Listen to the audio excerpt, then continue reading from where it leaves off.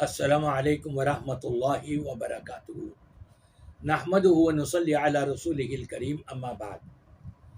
سامعین کرام، آج جمعرات ہے اور انشاءاللہ تعالی آئندہ کے لیے ہماری یہ کوشش ہوگی کہ ہمارے سامعین کے جو بھی سوالات آتے ہیں وہ انشاءاللہ تعالی ہر پیر اور ہر جمعرات کو ان سوالوں کے جوابات دیے جایا کریں گے انشاءاللہ تعالی۔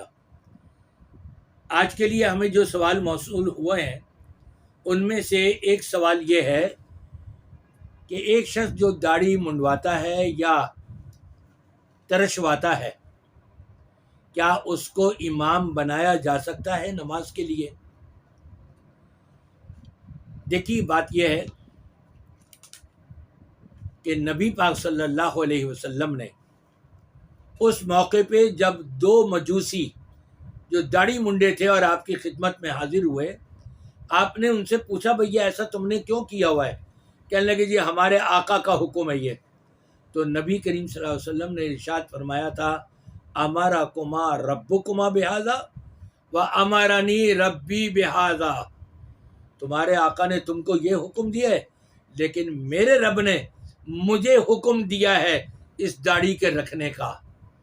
رب کا حکم اور نبی پاک صلی اللہ علیہ وسلم، آپ کو حدیث کی بیشتر کتابوں میں یہ ملے گا، صحیح بخاری میں بھی اور جگہ بھی، اور فلھا وقص الشوارب، داڑھیوں کو بڑھاؤ اور مونچھیں پست کراؤ۔ گویا کہ نبی کا بھی حکم آ گیا، اللہ تبارک و تعالیٰ کا بھی حکم آ گیا۔ جو اللہ اور اس کے رسول کے حکم کی صراحتاً مستقل خلاف ورزی کر رہا ہو اس کو مستقل امام نہیں بنایا جا سکتا۔ ہاں، البتہ اتنی بات ضرور ہے کہ جو شخص داڑھی منڈواتا ہے یا ترشواتا ہے، چھوٹی رکھتا ہے، آپ مسجد میں آئے اور اصل نماز ختم ہو چکی تھی، دیر سے آئے آپ، تو آپ نے دیکھا دو چار افراد جو ہیں وہ آپس میں مل کر جماعت کر رہے ہیں، جماعت سے نماز پڑھ رہے ہیں، اور ان میں جو امامت کرا رہا ہے وہ داڑھی ترشوانے والا ہے، تو عارضی طور پر آپ اس کے پیچھے نماز پڑھ سکتے ہیں اس کی امامت میں، بشرطے کہ وہ سنت کے مطابق نماز پڑھا رہا ہو۔ اگر وہ قرآن اور سنت کا ماننے والا ہے لیکن یہ اس کی کوتاہی ہے، تو کبھی کبھار ایسا موقع پڑ جائے تو کراہیت کے ساتھ آپ اس کی امامت کو قبول کر سکتے ہیں، لیکن مستقل امام بنانا ایسے شخص کو قطعی طور پر جائز اور درست نہیں۔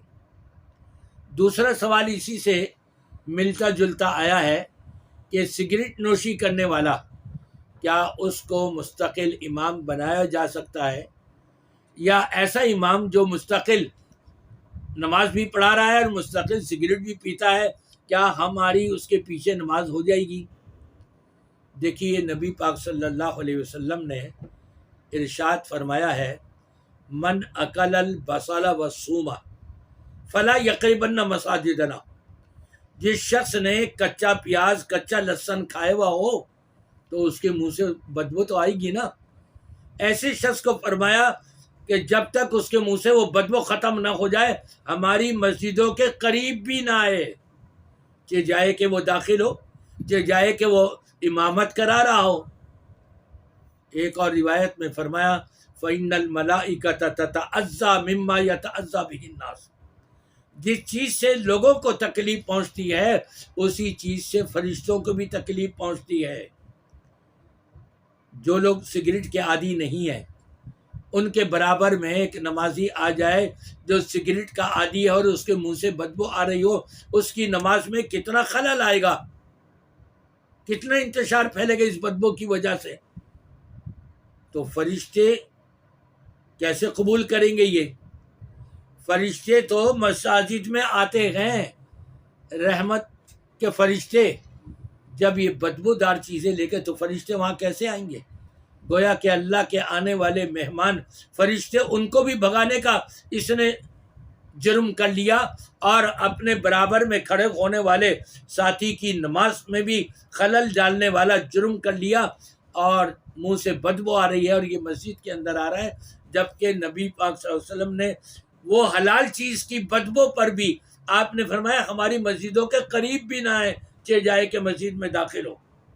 اسی طرح سے سگریٹ پینے والوں کو بھی چاہیے کہ وہ یہ سگریٹ جو حلال نہیں ہے اس کو ترک کر دیں، چھوڑ دیں، اللہ سے توبہ کر لیں، استغفار کر لیں، اور پھر اس کے بعد مسجد میں آئیں۔ اور مسجد میں آنا جب ایسے شخص کے لیے منع ہے کہ جس کے منہ سے بدبو آ رہی ہے، وہ بھی حرام چیز کی، حلال چیز کی نہیں۔ مسجد کے اندر داخلہ ہونا جب اس کا منع ہو تو امامت کرانا کیسے جائز ہو سکتی ہے؟ ایسے شخص کے پیچھے نماز نہیں پڑھنی چاہیے۔ اور میری دعا ہے کہ اللہ تبارک و تعالی یہ داڑھی منڈوانے والوں کو، داڑھی ترشوانے والوں کو، اور یہ سگریٹ پینے والے، چاہے وہ عوام ہوں یا علماء ہوں، مولوی ہوں، اللہ سب کو ہدایت عطا فرمائے کہ وہ سنت کے مطابق اپنی داڑیاں رکھیں۔ مفتی کہلاتے ہیں، مفتی کے مفتی بنے ہوئے ہیں، کارڈ چھاپے ہوئے ہیں، مفتی مفتی مفتی، مفتیوں کا ڈھیر انبار لگا ہوا ہے، اور داڑیاں کاٹ کر کے اس کو پھر یوں گول کر لیتے ہیں تاکہ پتہ ہی نہ لگ سکے کہ جی یہ ان کی داڑھی کٹی ہوئی ہے، اور داڑھی کٹواتے ہیں وہ۔ یہ بھی اللہ کی بارگاہ کے مولوی ہو کے سیکھنے کے باوجود، علم میں آ جانے کے باوجود پھر یہ غلطی کر رہے ہیں، ڈبل پکڑ ہوگی ایسے لوگوں کی۔